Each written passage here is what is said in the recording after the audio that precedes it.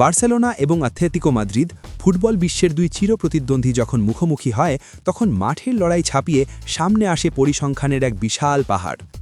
বাংলাদেশ সময় আজ রাত ১টায় স্পটিফাই ক্যাম্প নিউতে উয়েফা চ্যাম্পিয়ন্স লিগের কোয়ার্টার ফাইনালের প্রথম লেগের লড়াইটিও তার ব্যতিক্রম নয়। তবে এই মহারণের আগে ইতিহাসের পাতা উল্টালে বার্সার দাপটি স্পষ্টভাবে চোখে পড়ে। আপনি কি জানেন শেষ কবে বার্সা ক্যাম্প নিউতে অ্যাথলেটিকোর কাছে হেরেছিল? ঘরের মাঠে অজেয় এক বার্সেলোনা। ক্যাম্প নিউ যেন এক দুর্ভেদ্য দুর্গ।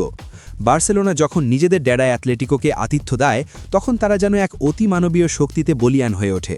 পরিসংখ্যান বলছে প্রায় ২ দশক ধরে ঘরের মাঠে তারা অ্যাথলেটিকোর কাছে অপরাজিত। বার্সার শেষ হারের স্মৃতি ২০০৬ সালের ৫ই ফেব্রুয়ারি। সেদিন ম্যাক্সি রদ্রিগেজ ও ফার্নান্ডো তোরেসের গোলে ৩-১ ব্যবধানে জিতেছিল অ্যাথলেটিকো। অর্থাৎ ২০০৬ সালের পর থেকে ক্যাম্প নিউতে বার্সা আর কখনোই অ্যাথলেটিকোর কাছে হারেনি।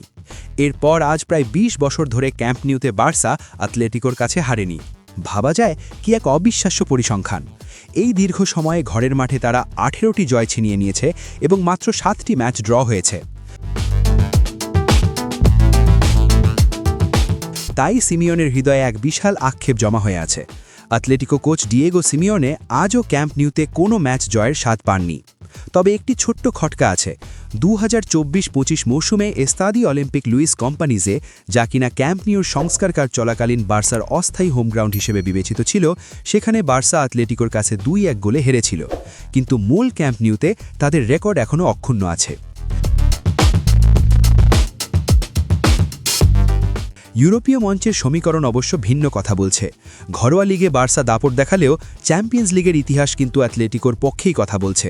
পরিসংখ্যান এখানে বার্সার সমর্থকদের কিছুটা চিন্তায় ফেলতে পারে, কারণ চ্যাম্পিয়ন্স লিগে অ্যাথলেটিকো বার্সার বিপক্ষে ভালোই দাপট দেখিয়েছে।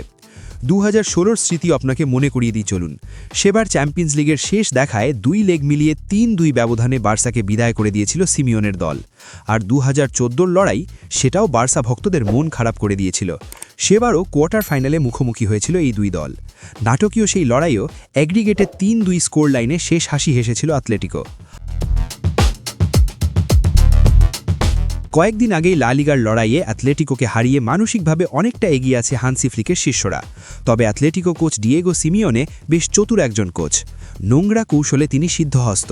গত ম্যাচে তিনি তার মূল খেলোয়াড়দের খুব বেশি ধকল দেননি, তাদের বেঞ্চেই বসিয়ে রেখেছিলেন, যাতে চ্যাম্পিয়ন্স লিগের এই বড় ম্যাচে তারা পূর্ণ শক্তি নিয়ে ঝাঁপিয়ে পড়তে পারে।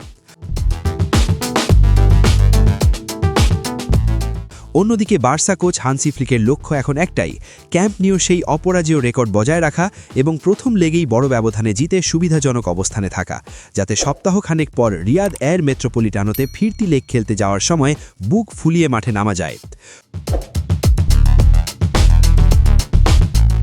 ফুটবল ভক্তদের মনে এখন একটাই প্রশ্ন, ক্যাম্প নিউর সেই অপরাজেয় রেকর্ড কি টিকে থাকবে, নাকি চ্যাম্পিয়ন্স লিগের সেই পুরনো ভূত আবার বার্সাকে তাড়া করবে? আপনার কি মনে হয় জানাতে পারেন কমেন্ট বক্সে। ভিডিওটি ভালো লাগলে লাইক দিন আর সাবস্ক্রাইব করুন স্পোর্টস বাংলা আপডেটস চ্যানেল। দেখা হচ্ছে পরের ভিডিওতে। ধন্যবাদ।